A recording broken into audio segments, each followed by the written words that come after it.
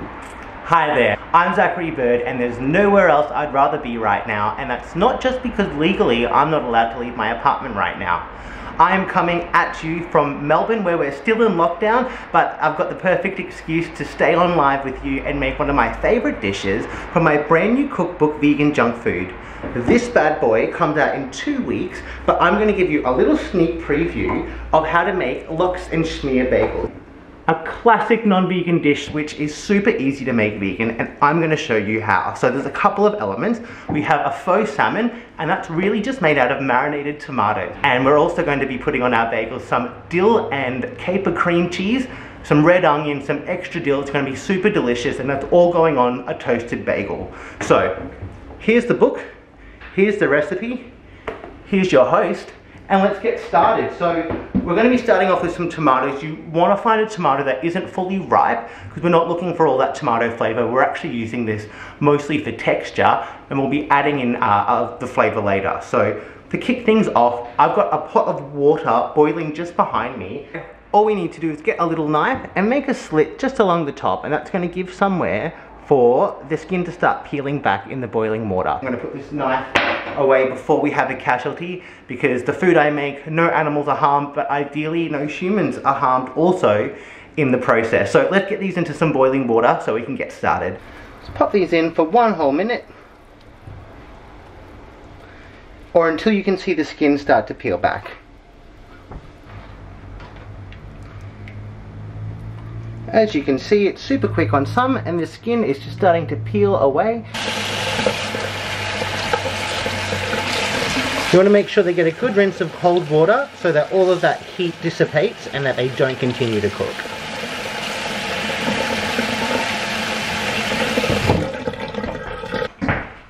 Now that our tomatoes are ready, we just need to slice them up and get all the insides out. So all we have to do here is grab our prepared tomato and cut it into at least 8s. You want it to be quite thin to replicate the texture of salmon.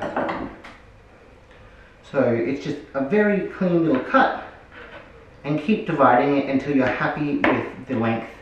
So all we need to do is use a teaspoon to scrape out the seeds and the juices, because that's going to give an effect that is not very salmon-like and is very tomato-like. So just continue along. You're welcome to use your fingers to just get rid of any of those seeds and liquid, and just so we're remaining with this fleshy part, which is going to become our salmon. Once you pat them dry, just chuck them into a bowl, and then it's ready for our marinade to join in when it's ready. All of this tomato pulp that we're keeping to the side, feel free to just use it anywhere you would use a fresh tomato. I like to throw it into a pasta sauce.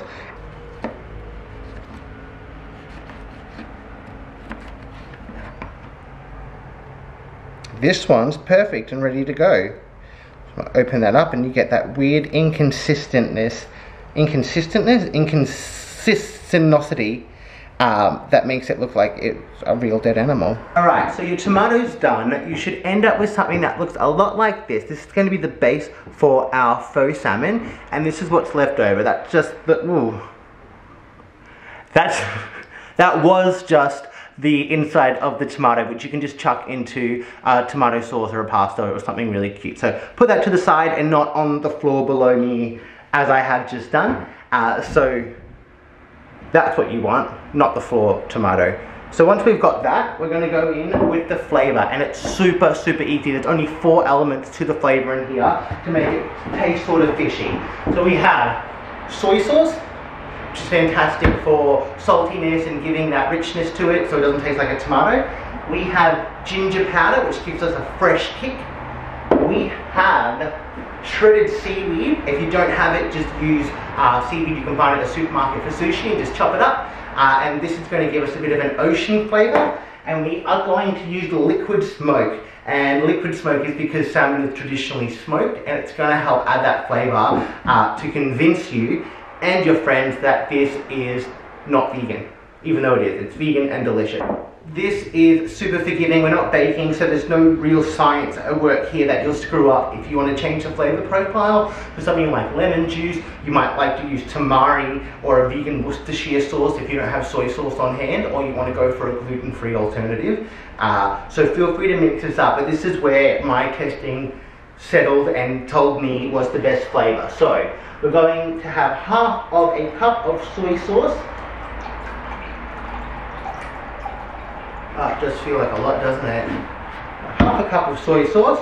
We have 1 tablespoon of ginger powder. You've got fresh ginger, go for your life, absolutely use it. So it's 1 tablespoon in there. A US tablespoon, a UK tablespoon, whatever one is currently in your kitchen is going to be more than fine. And we're going to finish off with a teaspoon of our seaweed. This one you can really amp up if you want to, but we're just going to start with a teaspoon.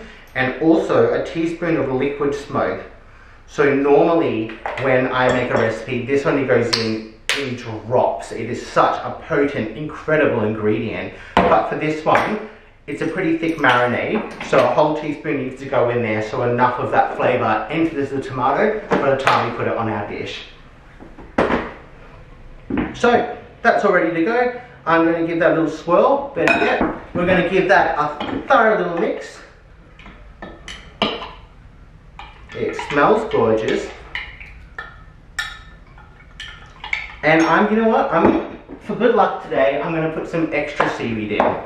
The recipe didn't call for it, but I mean, we're doing it on the fly, and I'm really feeling like a bit of ocean flavors today. So a bit of extra seaweed for good luck. If you're not feeling lucky, leave it out. It's absolutely fine. And all we have to do is pour this over the top. And mix it all up to make sure it's combined. Make sure that you've got the liquid covering all the tomato so all the parts of it get some flavor, but it should look really quite murky and gross and sort of like, well, I grew up in far north Queensland and we have mangroves, and it's just like smelly mud water is what the ocean looks like. So it does kind of give me ocean vibes. I'm not sure what your local ocean looks like, but this is looking true to form. This is ready to go. Once you are ready, all you need to do is take the tomato out of the marinade and apply it as you see fit. So, I'm going to continue to mix that up and leave this sit for an hour while I toast my bagel. Now the bagel won't take an hour, so let's just agree to meet here in 1 hour and we'll keep going, right? I will catch you then. Through the magic of time travel and video editing, it is now 1 hour later, and let's have a look. Can you see the difference? You shouldn't be able to. It will look the exact same. We're just marinating it to let the flavor seep in. So this is it an hour on. It's pretty much ready to go, and all we need is the entire rest of the recipe. We also need to make a dill flavored cream cheese to go on our bagel. In my book, I have an amazing cream cheese recipe that you can use cashews for or sunflower seeds. But the trick is, I just broke my food processor. And because we're in a COVID-19 style lockdown, I can't leave my house to get a new one. But what I do have instead is a can-do attitude and access to the supermarket's already great range of vegan cream cheeses. So today I'm just going to be using a store-bought cream cheese. So if you can find one yourself, definitely use it. Otherwise, in my book, if you do have a food processor and you can find a way not to break it, then I do have a recipe for you. But what we're going to be using is, this is from Australia, it's called Made by Plants, and I'm going to see how much they actually give me before I get kick-started. Approximately 1 cup or 1 1/4 cups, which is about a half batch of my cream cheese recipe. So that's going to be really easy to adapt. For this, we need to zest half of a lemon. Get in there and get some delicious zest in. I love lemon zest. Half of a zested lemon, mind my language. We're going to go in, get it all in there. You know what, I'm going like 3/4 of a lemon zest. Is that wild? Make sure it's all in there, and then we're going to squeeze in half of the lemon juice for a good amount of tang. I get all of the juice, and then you can go in like a little grub and pick out that seed that made its way in. So we've got lemon zest, and lemon juice. I've got 1 garlic clove, which I have never written a recipe using 1 garlic clove because I feel like that's... Oh, we'll wait. Oh, that shut them up. Okay, well that's very, very nice of them. So I'm just adding 1 garlic clove only because I'm halving this recipe and normally it asks for 2. 1 garlic clove. Whenever I've seen a recipe with 1 garlic clove, I've assumed that there's like a decimal point missing or something and that it should be times by 10. But for this one, I am going to clarify it's just a 1 clove. And I'm just going to mince that up and chuck that in there with the lemon zest and the lemon juice. And now caper brine. We want to steal some of this flavour, so I'm going to put 1 teaspoon of the brine in. Oh. And then I'm going to get 1 teaspoon of the actual capers and just chop them up really finely. Normally this all goes in the food processor and I don't need to be as hands-on because these stinky little guys are a real assault on the senses. But we're hoping that that's going to lend itself really nicely to the variety of flavours that we have in our dish today. So I'm just making sure that no one gets like a full caper in there without suspecting it. We'll probably put some capers on top, but you can see them, you know that they're coming. We don't want a stray stinky caper in the middle. We want about a teaspoon of chopped capers. So like not all of that, I almost did myself dirty. 1 teaspoon in there. And then I leave this quite open. But dill, you've got to have lots and lots of dill. I love dill so much. One of my first memories of food was going to the one Greek restaurant in where I grew up. And there was just the smell of fresh dill whenever you walked in the door. And there was also a giant shirtless photo of Peter Andre, who I assumed was one of the Greek gods, but it turns out he was just a brother of the people who own the cafe. So this is quite a lot of dill. I'm not going to put all of it in, but I'm going to put a good amount in. And because we're not food processing, you want to be quite thorough in mixing this all through.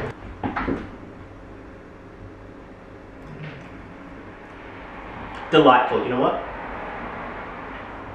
Couldn't hurt, right? Yum! And lastly, we're just going to chop up a red onion. Now we want this not to be too small or fine because then you're going to get red onion in every single bite. You just want a nice thin strip.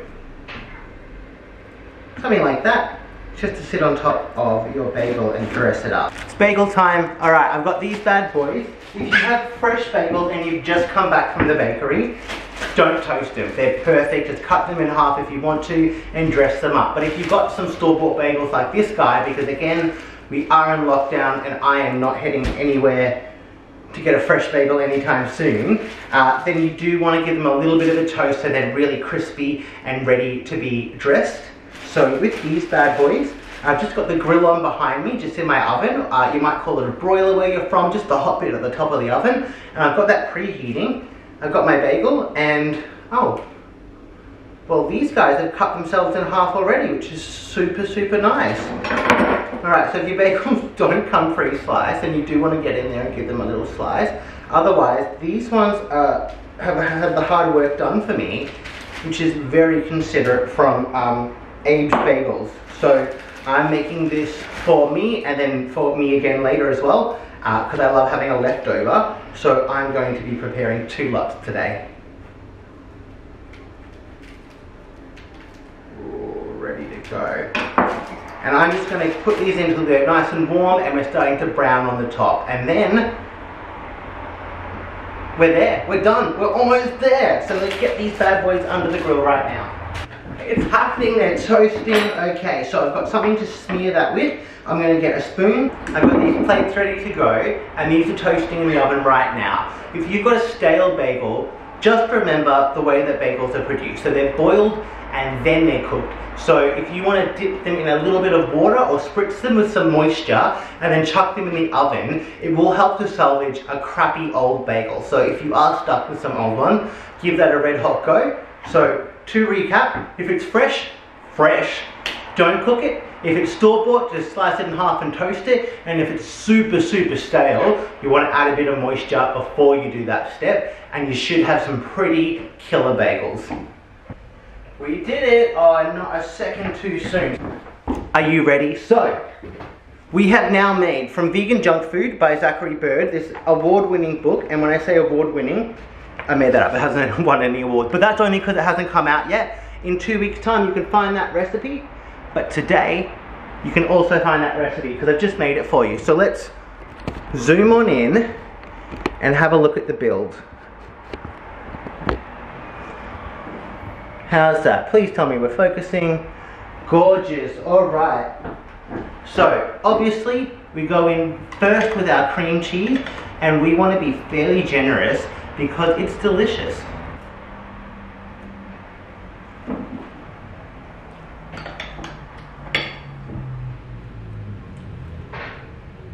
Alright, we've got our beautiful marinated tomato. You can call it smoked salmon if you feel frisky. You can call it lox if that's something in your vernacular, but I'm going to call it marinated tomato. And we are just going to place that on top. That's it. I'm just going to let some of this marinade drip off so it's not seeping everywhere. You can always put the second half of your bagel on top like a lid, but I think that that's no fun when you could make a second bagel full of flavor as well.